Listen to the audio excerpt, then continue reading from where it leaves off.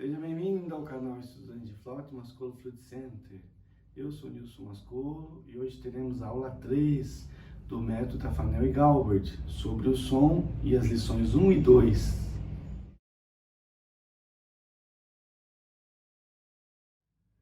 O Tafanel inicia no seu método falando sobre o som.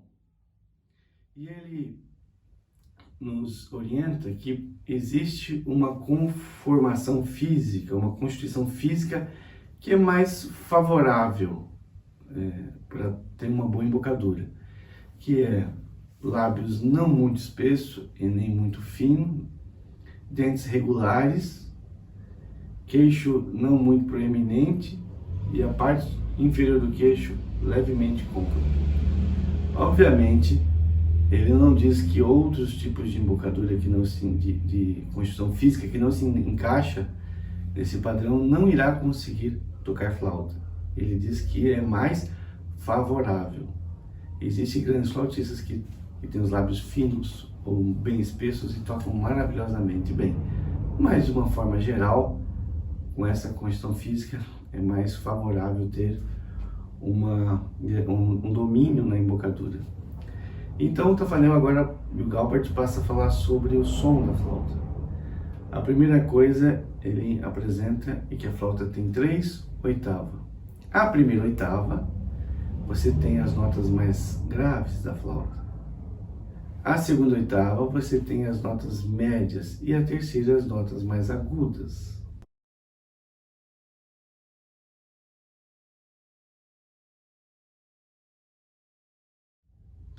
E como a flauta tem um único tubo para todas as notas, utilizando a mesma espessura do tubo, porque assim como o órgão de tubos, flauta pan, o ideal é que cada nota tivesse um tubo específico, uma espessura específica, um comprimento. Isso não acontece na flauta transversal. Então você faz as mudanças das oitavas com a embocadura e o ângulo do sopro. E você observa que a primeira oitava e a segunda oitava têm basicamente a mesma digitação, exceto a nota dó, dó sustenido, ré sustenido, mas as demais, entre a primeira e segunda oitava, a digitação é a mesma. O que você vai mudar para tocar uma nota mais aguda, uma oitava acima, você mexe na embocadura, você muda o seu sopro. Você pode, por exemplo, você está tocando uma nota e vai tocar a nota oitava mais acima, mais aguda, você pode então soprar mais forte. Mas isso é musicalmente ruim, não é possível fazer isso musicalmente. Porque se você tocar uma nota mais aguda, soprando mais forte, você não vai conseguir fazer nas notas agudas piano e nem aumentar o forte nas notas graves. Então não é ideal, não é musicalmente adequado você soprar mais forte para tocar uma nota aguda. Seria assim o errado.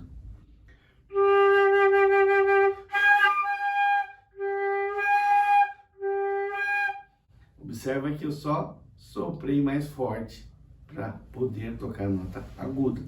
Isso não é bom. Então, como devemos fazer para tocar a nota mais aguda, uma oitava acima? O ideal não é soprar mais forte.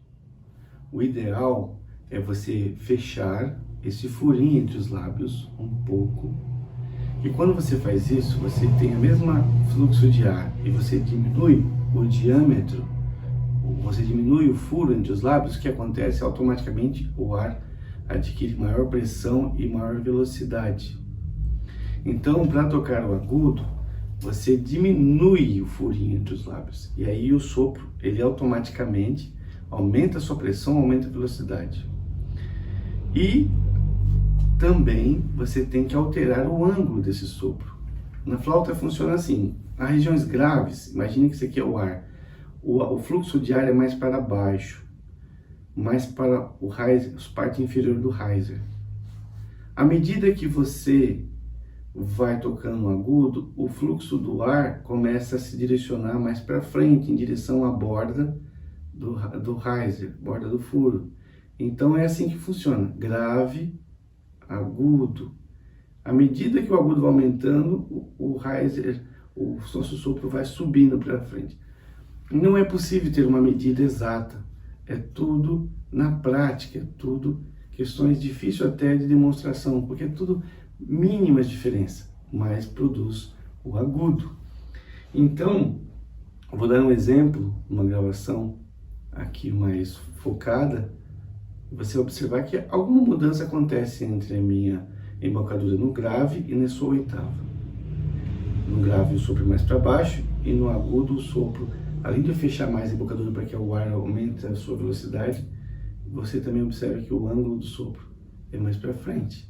Então você nunca deve soprar mais forte, mas usar desse controle para fazer uma oitava.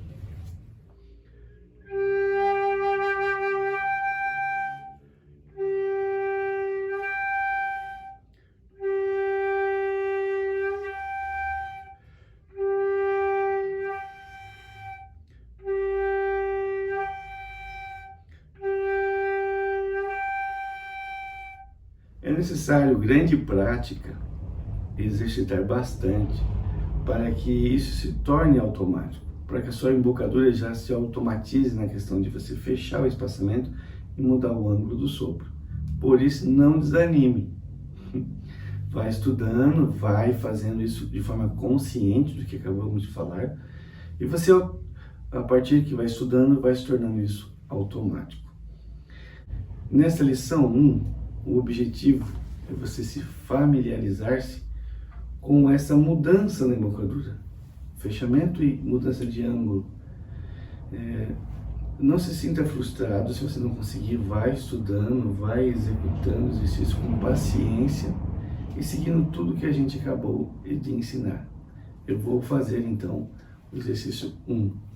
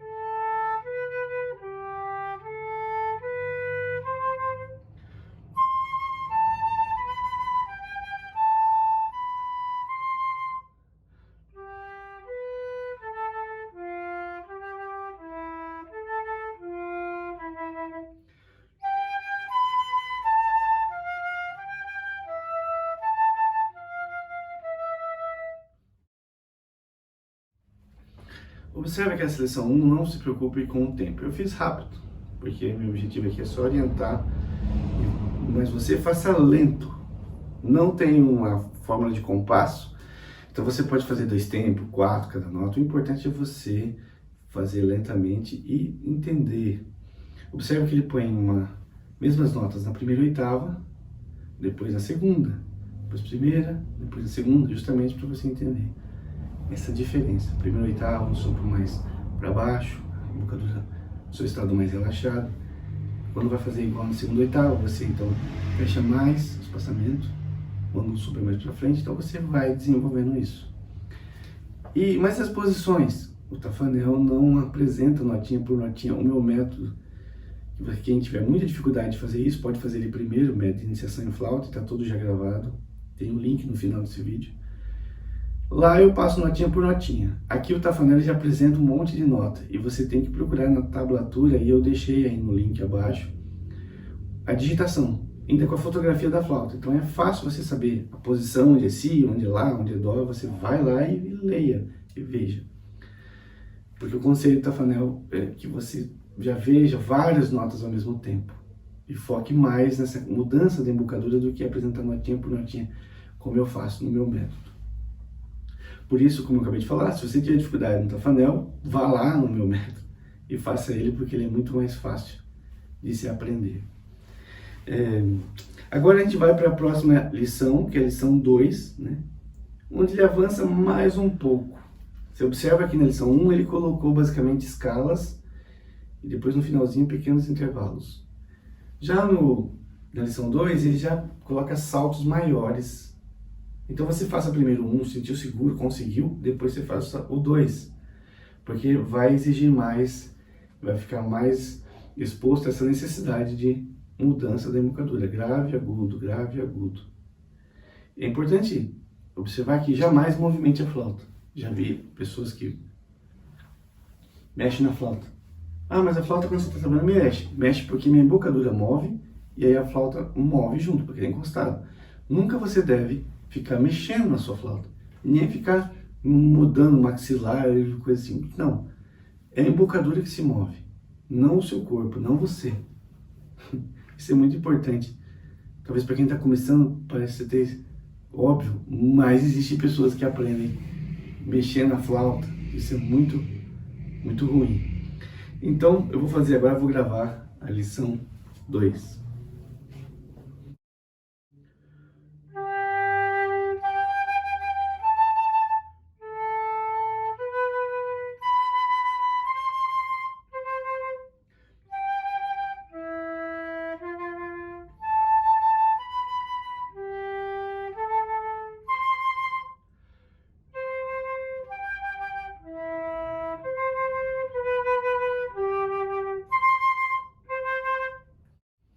Então tá aí.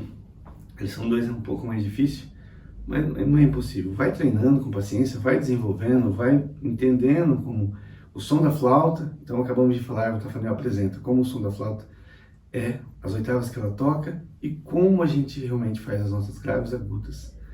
Então essa foi a nossa lição número 3. Espero que tenham gostado. Não esqueçam de curtir, compartilhar, se inscrever no nosso canal e nos vemos na próxima aula.